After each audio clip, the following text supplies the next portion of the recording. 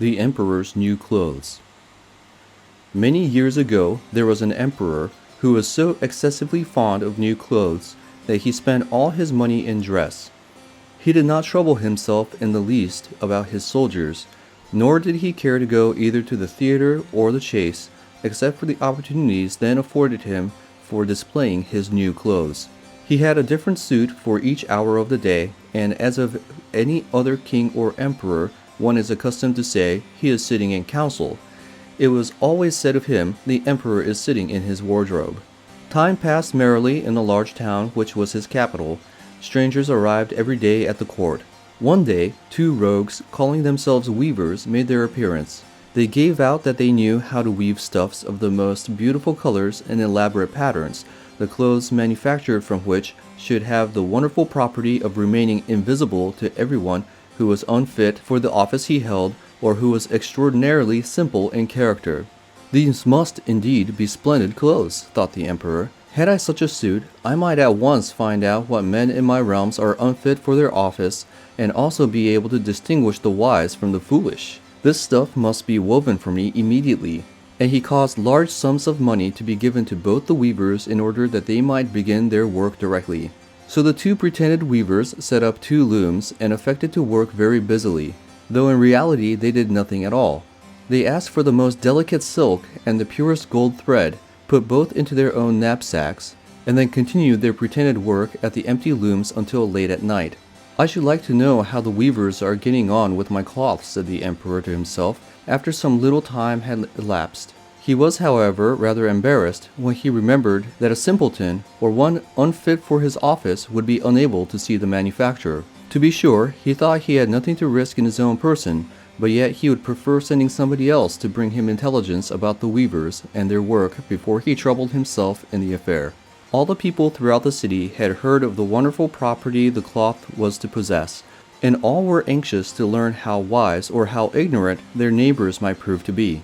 I will send my faithful old minister to the weavers, said the emperor at last, after some deliberation. He will be best able to see how the cloth looks, for he is a man of sense, and no one can be more suitable for his office than he is. So the faithful old minister went into the hall, where the knaves were working with all their might at their empty looms.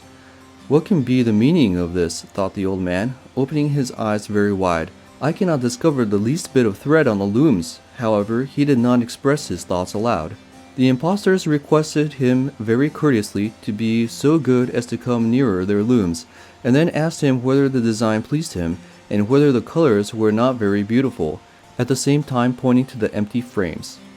The poor old minister looked and looked. He could not discover anything on the looms, for a very good reason, viz., there was nothing there. What, thought he again, is it possible that I am a simpleton? I have never thought so myself, and no one must know it now if I am so. Can it be that I am unfit for my office? No, that must not be said either. I will never confess that I could not see the stuff. Well, sir minister, said one of the knaves, still pretending to work, you do not say whether the stuff pleases you. Oh, it is excellent, replied the old minister, looking at the loom through his spectacles. This pattern and the colors, yes, I will tell the emperor without delay. How very beautiful I think them. We shall be much obliged to you, said the impostors. And then they named the different colors and described the pattern of the pretended stuff. The old minister listened attentively to their words in order that he might repeat them to the emperor, and then the knaves asked for more silk and gold, saying that it was necessary to complete what they had begun. However, they put all that was given them into their knapsacks, and continued to work with as much apparent diligence as before at their empty looms. The emperor now sent another officer of his court to see how the men were getting on, and to ascertain whether the cloth would soon be ready. It was just the same with this gentleman as with the minister. He surveyed the looms on all sides, but could see nothing at all but the empty frames. Does not the stuff appear as beautiful to you as it did to my lord the minister? Asked the impostors of the emperor's second ambassador, at the same time making the same gestures as before, and talking of the design and colors which were not there. I certainly am not stupid, thought the messenger. It must be that I am not fit for my good profitable office. That is very odd. However, no one shall know anything about it. And accordingly he praised the stuff he could not see, and declared that he was delighted with both colors and patterns.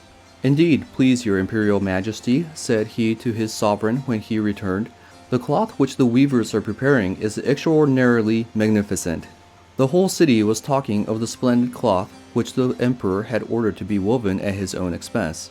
And now the emperor himself wished to see the costly manufacture while it was still in the loom. Accompanied by a select number of officers of the court, among whom were the 2 honest men who had already admired the cloth, he went to the crafty impostors, who, as soon as they were aware of the emperor's approach, went on working more diligently than ever, although they still did not pass a single thread through the looms. "Is not the work absolutely magnificent?" said the 2 officers of the crown already mentioned. "If your majesty will only be pleased to look at it, what a splendid design, what glorious colors!" And at the same time they pointed to the empty frames, for they imagined that everyone else could see this exquisite piece of workmanship. "How is this?" said the emperor to himself. "I can see nothing. This is indeed a terrible affair. Am I a simpleton, or am I unfit to be an emperor?